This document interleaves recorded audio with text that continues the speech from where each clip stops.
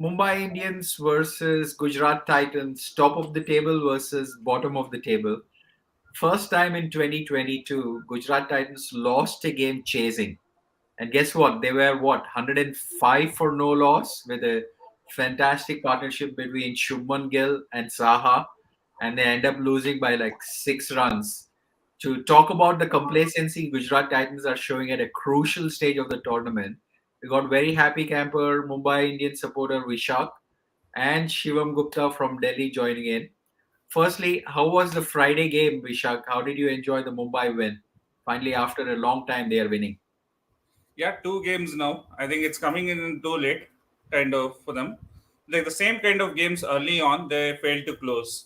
So I think the luck didn't favor them in the initial part of the, and I think they had some poor execution as well. Even today, I think they didn't play, as Rohit Sharma acknowledged in the press conference. It was not their perfect game today. Also, like they did a lot of mistakes. They didn't. They were around 15 to 20 under par, but still somehow they scraped through. Thanks to Gujarat Titans, I think they choked in the end. So and some good bowling by Daniel Sams as well. So I think is the kind of the right way. You never know. You can just string in around 4 to 5 wins. I can suddenly you can. It looks like a better season than what you had. Maybe you're not. You they don't end up even in the bottom. Yeah, I mean, 2 points are 2 points. And Shivam, let's bring you in from the table perspective. Everybody were rooting for Mumbai today. Were you happy with the result? Yeah, it makes the tournament more interesting. And I just feel that I see a sense of arrogance creeping into Gujarat Titans. I mean, that Hardik Pandya run out, Tewatia run out. He wasn't even going full throttle for that second run, right? No dive, no full stretch. I see a sense of arrogance creeping in Gujarat Titans. See, I think what has happened is, see, even during auction, we all were sort of agreeing that they're weak on their batting side, and which actually showed, right? Their top order, Shubman Gill, yes, here or there, has performed, but inconsistent. Saha also didn't do anything for the first few matches. It's just that Hardik Pandya rose to the occasion, and 3 to 4 games which they were supposed to lose. Tewatia and once Rashid Khan and couple of times Miller just pulled them through. So the batting is still the weakness with Gujarat Titans, and these couple of losses and the sense of arrogance creeping in might just cause them, because there is a huge difference between finishing in the top two and finishing the third or fourth. You still qualify, but one bad game in the qualifier and then you're out of the tournament. I have a feeling too that it was a complacency situation today, Vishak. But let's start all over from how the game started. Mumbai Indians batted first, set up 177 for 6, which, like Vishak, you mentioned, probably 10 less than what they expected. But finally, Ishan Kishan and Rohit Sharma giving them the start. Both of them were strike rate of over 150. Was that pleasing to see for Mumbai with batting clarity? Especially the way Rohit batted. Some of the shots that lapping Shami for a six, that shot was very pleasing to watch. And some of the shots he played today, he looked like he. I think this was the best innings of. Though he did not score big, this 44 looked like he was getting back to form. Even the last game, I think last 2 games, I think he has batted pretty well, but he's not got those big scores. But today, I felt today was the day with the way he was batting. Unfortunately, he tried a reverse sweep against Rashid Khan and got out. And I think it was also good to see that there was one shot in that Ishan Kishan innings. Until then, he was struggling. He just came out of the wicket and thrashed a six. And after that, I think his momentum completely changed. Sometimes they just say that one shot, that's what you require to get back to form or change your career. I think that might be the shot for Ishan Kishan. So it was heartening to see both of them coming back to form. And Surya Kumar Yadav kind of had an off day today. That is a rare kind of thing for Mumbai Indians. But another thing is Pollard's form. It's definitely a concern for them.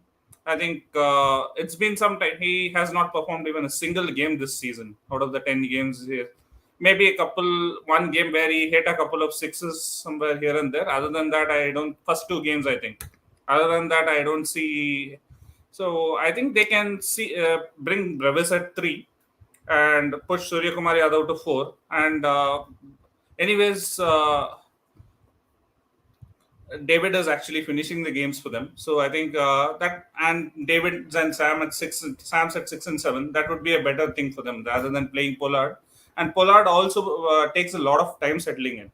And if he does not convert, like today, he played 4 of 14 balls. But if he converts, it looks good. But Brevis is not someone who will waste balls. If he plays 14 balls, he'll get you around 20 to 25 runs because he goes hard right from the start. So I think they can get Brevis up top at number 3, and he's a youngster as well. So there's no point. Already the season is gone, so they can try out few things. And I think they've got a new youngster as well for Mills, a 21-year-old youngster. Maybe if they don't want to try Brevis, they can try that guy as well. That's true. And Shivam settling in, but there are a lot of fingers pointing towards Kieran Pollard. He's an IPL great Shivam, similar to Warner. Is it unfair to go after Pollard, similar to how Warner was benched in Sunrisers? Is Pollard coming to an end of his career in IPL? Okay. Vishak, you heard the question about Pollard. So what Yeah. do you think? Pollard, I think he is understanding that he is not at his best right now, and that's the reason maybe he even retired from international cricket.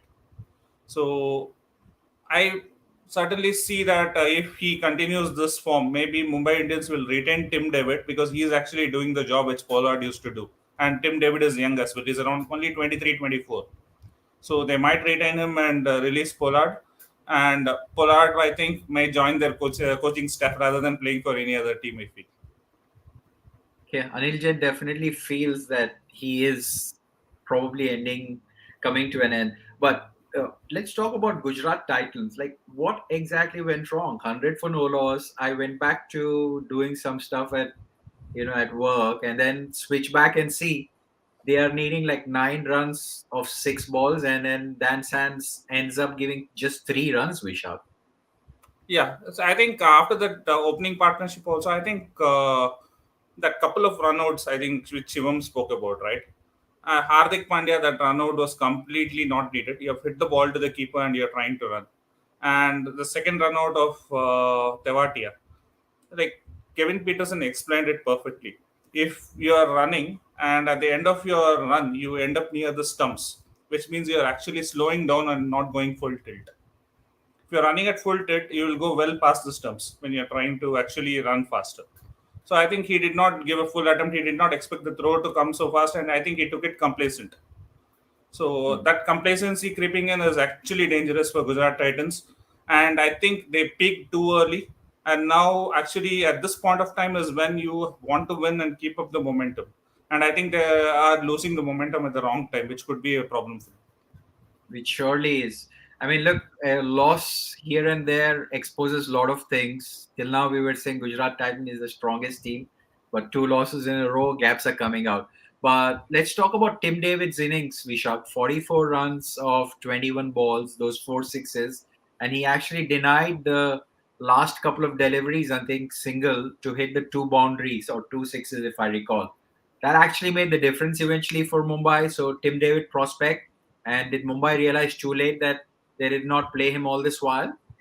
Yes, I was definitely surprised because they gave him just 2 games initially, and any player needs, and he has not played in India before, so you need to give the players enough time.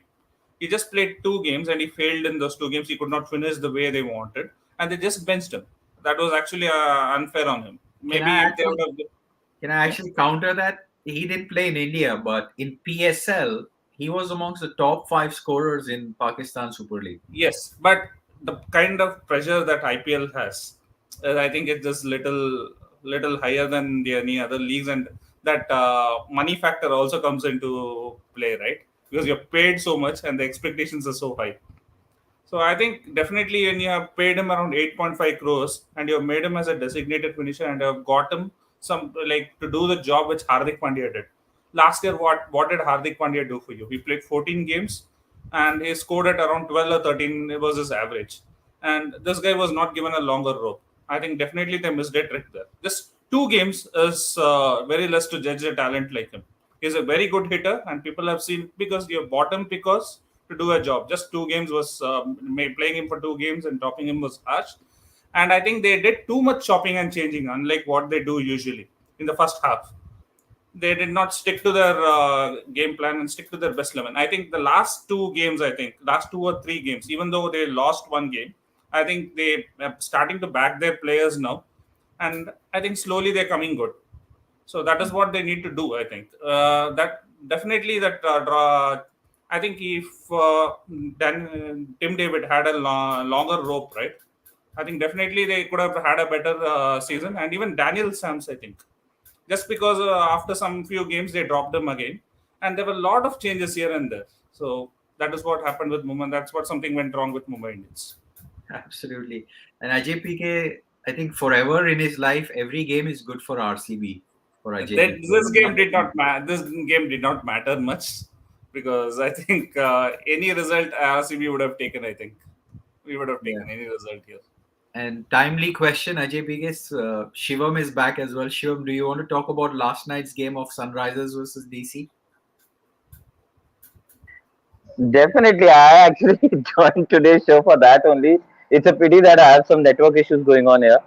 I think it was an important match for DC, and the entire built up. I could see the sense of urgency, excitement amongst our group as well. When we were discussing before the match, and even in the DC camp, right? When if somebody had seen the Praveen Amre's interview before the match, there was sense of urgency, sense of excitement, in the DC camp, and they themselves know, right, that they have not done well this season. I mean, so definitely with the team they have, so lots to look forward to for them.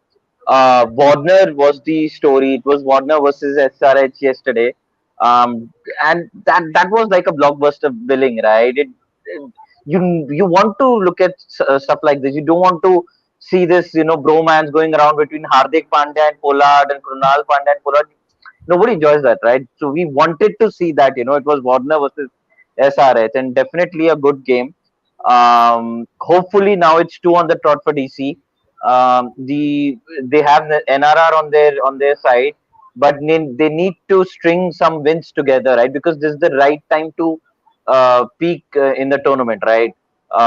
If you look at Gujarat Titans, 2 losses back to back, Sunrisers, 3 losses back to back.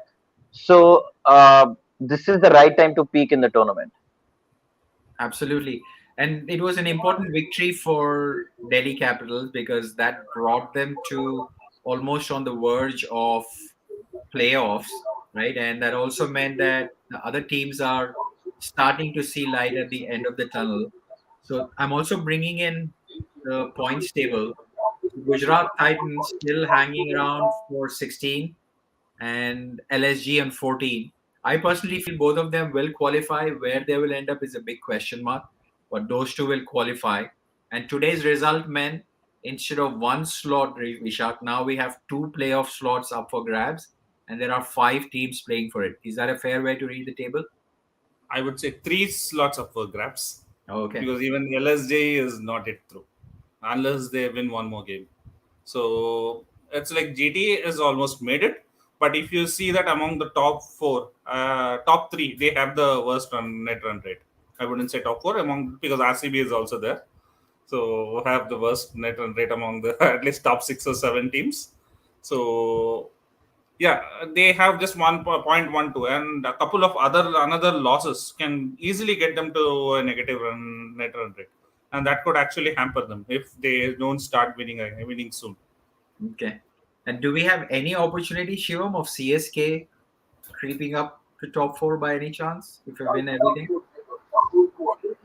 I'm not sure about that. So, to be very honest, I've not done that number crunching of all the scenarios. But just one point about CSK and MI, right? If you just assume that it's a gone tournament for MI, I would love to see now Brevis coming back to the 11 instead of Pollard, right?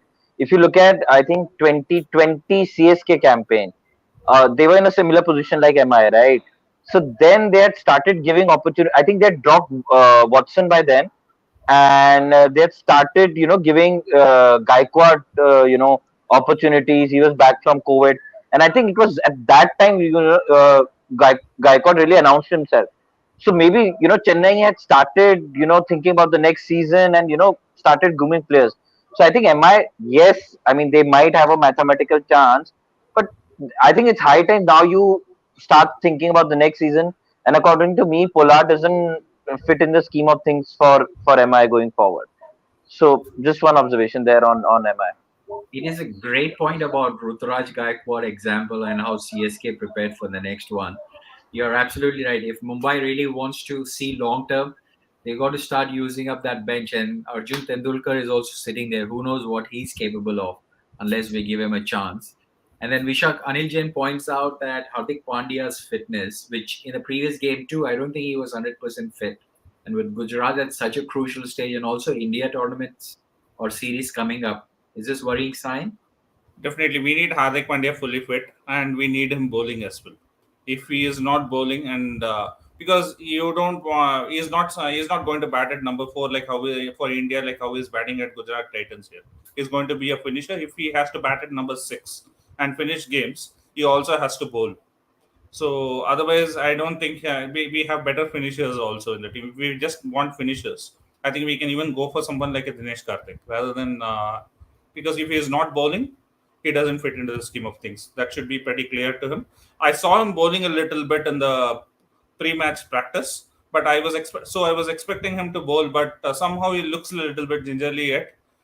And I think after that groin injury, he's pretty cautious and he is not bowling. So that is definitely a worry. And if he bowls for three matches and if he keeps breaking down like this, that's a definite concern on his fitness. Actually, he has to come back fitter. And if he and even in this is just he's bowling 4 overs. You can imagine if he is playing a 50-over match or a test match where he has to bowl longer spells. I don't know how he would be faring. Just after one match, he could break down. So we don't want such a Hardik Pandya. He is definitely a liability if he's going to break down this often. And No, totally agreed. Someone, just to add to what Vishak said, I think absolutely bang on. Hardik Pandya maybe is doing well because he's coming up the order, but in the national team, he won't be batting above number six. And if he's purely playing as a batsman, then I don't think. That we have better options at number six than Hardik Pandya. So if Hardik Pandya needs to fit in the national team, he has to bowl. I mean, number of overs, that's fine. I mean, he might not be required to bowl the full quota of overs, but he has to bowl if he has to make a comeback to the national team. absolutely. And it's going to be a shame if Gujarat Titans start to drain out from here. We really want them to continue with the momentum because they started the tournament so good. But guess what? The weekend games are double headers, which is tomorrow and day after. And all four games will probably give a very clear indicator of who the four teams are going into the playoff. The lineup here is for tomorrow's game. We have Punjab Kings versus Rajasthan Royals, first day game, and then Lucknow Super Giants and Kolkata Knight Riders. On Sunday, we have Sunrisers versus RCB. I'm going to lose some friends. Chennai Super Kings versus Delhi Capitals. So Vishak and Shivam, what are you expecting from the Super Saturday and Super Sunday games from tomorrow and day after? Dick, I just heard from some of the commentators today, even I was surprised. The two games tomorrow, right? I think both the teams are playing both the matches. It's like the teams are facing each other for the first time, it seems. So I was pretty surprised actually. So maybe they belong to the different groups, and after 50 games, they are facing each other for the first time. So it will be interesting. So like yeah, and all the games actually kind of it is among the top four or six teams who are actually in fray for the playoff spots. So every team will want to do well and just go above the other team. So it will be just and just maintain the distance to so that you are safe into the playoffs kind of. So I think especially that RCB versus SRH game on Sunday, that's going to be pretty crucial because the team which loses has a tougher road ahead. So SRH's season is over, Vishak. This is not emotion, I'm telling you. After the performance of DC, I don't think they have enough juice to kind of close the matches. They're a good team, don't get me wrong, but I don't think they have that last hurrah which is needed. Because if you look at the last three games of SRH after the five matches in row, that little moments is what the game is getting lost. They either are not pressing hard faster, or Umran Malik is too predictable. Sean Abbott versus Hansen. There's lots going on, so I'm not Yeah, one optimistic thing I of was SRH. pretty surprised, and I even said we spoke in the WhatsApp group also. Last two games, where are those Umran Malik Yorkers which he used to bowl, and he used to bowl Yorkers and get the stumps shattered. The last couple of games, I have not seen him bowl a single Yorker, and he is again going for full pace. And in the few games, he performed pretty well, right? He compromised a little bit of pace for accuracy, and he went for his Yorkers. And again, he's going for pace and getting tonked now. I think You have he to, is going back to the Umran Malik of the first two games now. So but I we have think to that enjoy was. his pace, though. I mean, look, I won't blame him too much, but he's definitely like I think Abhinesh Warrior mentioned that in one of my WhatsApp group chats. He said that right now Umran Malik is bowling like Sean Tate. If he really needs to get like Brett Lee, he probably needs to get little control. I think that is a perfect way of summing up how Umran Malik's approach is. So Shivam, tomorrow's games, who are you expecting? Punjab Kings versus Royals. Who do you think will win? I think Royals are pretty strong, at this stage. So I think Royals have an upper hand over Punjab. Just one a couple of points on SRH and Gujarat. I think SRH have done most things right this season. Just two things. One, either Williamson has to deliver or he has to come down the order. I mean, it's absolutely high time, right? One of us, we were saying, that, we don't mind Williamson not delivering with the bat as long as he's taking the right decisions with as a captain. It does not work like that, right? So he has to deliver with the bat, right? Once he delivers, I think SRH is fine. And just the second on Umran Malik, see, don't tinker too much with him, right? You had given him a perfect role of an enforcer post the 6 over power play, right? He needs fielders in the deep. He needs that cover, right? Uh, Give him a slightly older ball which he can control. Don't give him the new ball, right? So these couple of things, if SRH take care, I think they are well on track. Umran Malik, whatever he bowls fast, he wants to try Yorkers, absolutely all that is fine. But don't give him the new ball. It is difficult for him to control the new ball, and he needs fielders to in the deep to sort of support him. So just these two things. Use Umran Malik wisely, and Williamson has to deliver, or he comes down the order. Simple as that. It's a great point. Giving Umran Malik slightly older ball so that he can be much more effective. Small thing, but makes a massive difference. And don't bowl him at the death, because at that pace, because he Yeah, doesn't vary his he pace. Because he doesn't vary absolutely his just bowl him in the middle overs. Bowl him anywhere finish from him off, 16 to bowl from 6 to 6 to 16. 16, just finish him off. Because he is not someone who varies his pace or something. His pace is pretty predictable. And he can be lined up and hit, like how Roman Powell hit him in the last over. So I think he Correct. should not be bowled And in the power play and also in the death overs. And just one point on GT. I mean, I myself made that point that we see a sense of arrogance. But I read somewhere, and a lot of commentators saying that GT did a tactical error in the last game by batting first. Right? Everybody's chasing why they need to bat first. But I think that was a good move, right? Hardik made a very simple point that you know it's not given that we'll win the toss during the qualifiers. Yes, he had assumed that they are going to qualify, which was maybe a little arrogant, but that's pretty basic, right? They have won a lot of games chasing. So once you're in the top half of the table, or rather on the top of the table, might as well test yourself batting first, right? Win the toss, bat first, because in the qualifiers, if you lose the toss and the opposition puts you in, you can't do anything. So that part, yes, I agreed that Gujarat Titans is trying a few things, but after this game, they need to sort of pull up their socks. Otherwise, there'll be a big difference between finishing first or second, or maybe third or fourth. Hmm. And other thing, Shivam, just to add up on what you said, I absolutely agree on what you said. And the thing, he did it too early. maybe cement your top two position first, get to 20 points, and then you can try out all this. Not at this point of time, because even at this point of time, even 16 points doesn't guarantee your playoff spot, because many teams can get into 16 points at this. More than four teams can get into it. So I think they should have won one or two games, get to that 20 points, which will guarantee you a top two finish, and then you can try out whatever you want.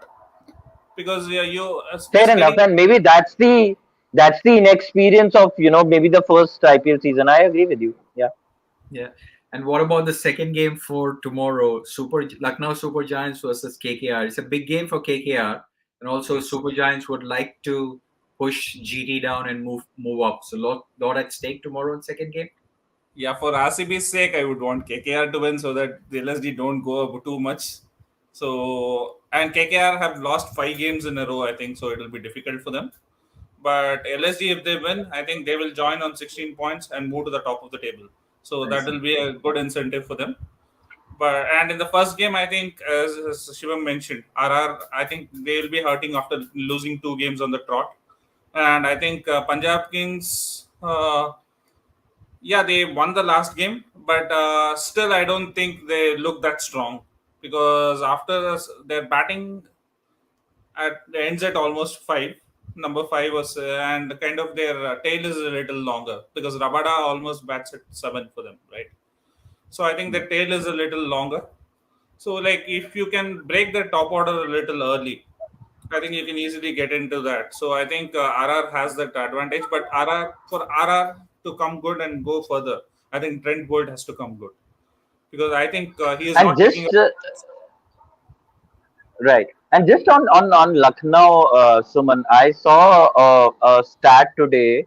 The number of runs scored by middle and lower order for every team, wherein Gujarat was at the top and Lucknow was at the bottom. Right. And Yes. I made this point in some of our previous discussions that Lucknow, unfortunately, they are resembling the Punjab Kings of the past, right? Where KL Rahul is absolutely on another level, and then there is nobody around. Apart from Quinton de Kock in that too in just 2-3 matches, and maybe Huda in every match giving you quick fire 20-30 runs. I don't see anybody clicking on their batting front. So this is one point where Lucknow really needs to buckle up. And I think after today's GT loss, this is a perfect, as Vishak mentioned, this is sorry, as you mentioned, Suman, this is a perfect opportunity for Lucknow to sort of cement either the first or the second spot. But they need players like Stoinis, Manish Pandey, and others to come good. Manish Pandey has been a big disappointment for me. I mean, yes, with SRH they paid such a heavy amount for him, but apart from 2-3 games here or there, he has not really delivered. I think post his stint with KKR, I don't think he has done justice to the talent that he has. I mean, he's an ex-national player, right? So I think Manish Pandey needs to come good for Lucknow. That if he finds a place in the top 11. But yeah, in short, Lucknow batting needs to come good. Yeah, fascinating. I think the weekend games are definitely going to be useful. So I'm sure we'll be back in action again for both Saturday and Sunday. Vishak, thanks for making time. It's a happy Friday for you because Mumbai has won. Shivam, I'm sure you're still high on DC win yesterday, but we will see what happens to DC in the long run. Thanks for joining in. Really appreciate it. And folks who have engaged, while you are here, just drop that like button and that'll encourage us. And if you like our content, tell your family members, friends to subscribe to us. We'll be back again tomorrow with another edition. Thanks for watching and enjoy your Friday. Yeah, thanks Thank everyone. you. Bye.